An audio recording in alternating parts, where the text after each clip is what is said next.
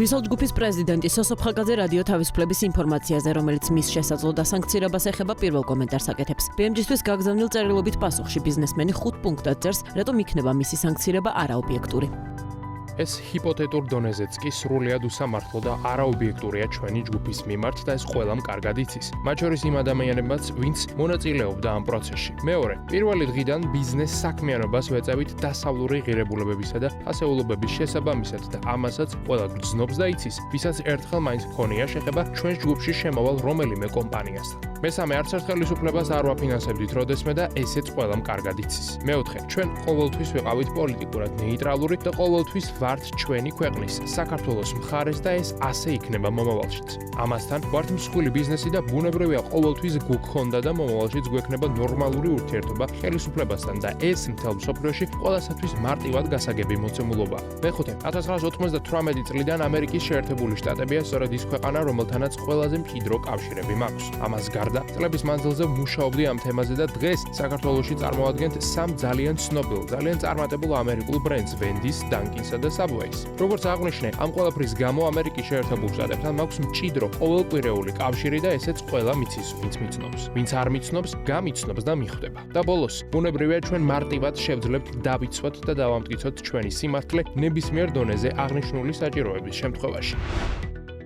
სახელმწიფომ ვანის მუნიციპალიტეტში 2060 ჰექტარი მიწის ნაკვეთი 49 წლის ვადით კომპანია კურორტ საირმეს გადასცა. მთავრობის 2025 წლის 20 იანვრის 104 განკარგულების მიხედვით კომპანიამ ყოველწლიურად საიჯარო ქირის სახით 1000 ლარი უნდა გადაიხადოს. დოკუმენტის თანახმად სახელმწიფო კურორტ საირმეს ვანში არსებულ მიწის ნაკვეთს, რომელიც სასოფლო-სამეურნეო დანიშნულების არის გარკვეული ვალდებულებით გადასცემს, რაც გაზაფხულზე გამოცემული მთავრობის განკარგულებაშია გაწერილი. კონკრეტულად კი მთავრობის 2024 წლის 24 აპრილის 609 განკარგულებით საინვესტიციო ვალდებულების მიხედვით 8 წლის განმავლობაში კომპანიამ 750 ნომრიანი სასტუმრო უნდა აშენოს. ასევე განავითაროს სარეკრეაციო სივრცე, მოაწყოს სათხილამურო ტრასები და ტერასები. ასევე კომპანიამ მომდევნო 8 წლის განმავლობაში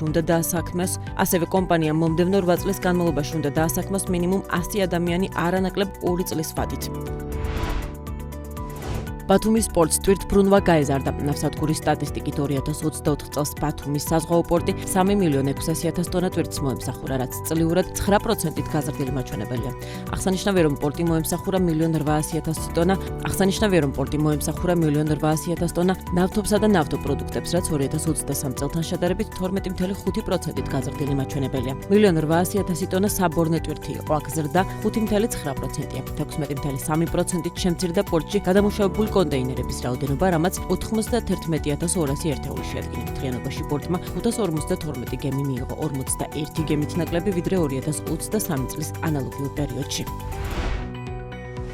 საქართველომ 2024 წელს 5.100.000 დოლარის ღირებულების 7.317 ტონა ვაშლი იყიდა, რაც თანხაში 70%-ით, რაოდენობაში კი 48.1%-ით მეტია. მთავარი იმპორტიორი ქვეყანა თურქეთია, საიდანაც საქართველომ პროდუქტის 53% შეიძინა. იმპორტიორი ქვეყნების ტოპ 5-ეული ასეთია: თურქეთი 2.200.000 დოლარი, უკრაინა 1.800.000 დოლარი, სომხეთი 452.200 დოლარი, ირანი 326.600 დოლარი, პოლონეთი 101.300 დოლარი. პარალელურად სოფლის მეურნეობის სამინისტროს მონაცემებით 2024 წლის 1 აგვისტოდან 2025 წლის 26 იანვრის ჩათვლით საქართველოდან ექსპორტირებულია 9100 ტონა ვაშლი, რომლის ღირებულება 5.800.000 დოლარი შეადგინა. გასული წლის ანალოგიურ პერიოდთან შედარებით ექსპორტირებული ვაშლის რაოდენობა 7600 ტონით, ხოლო ღირებულება 4.800.000 დოლარით 6 ჯერ არის გაზრდილი.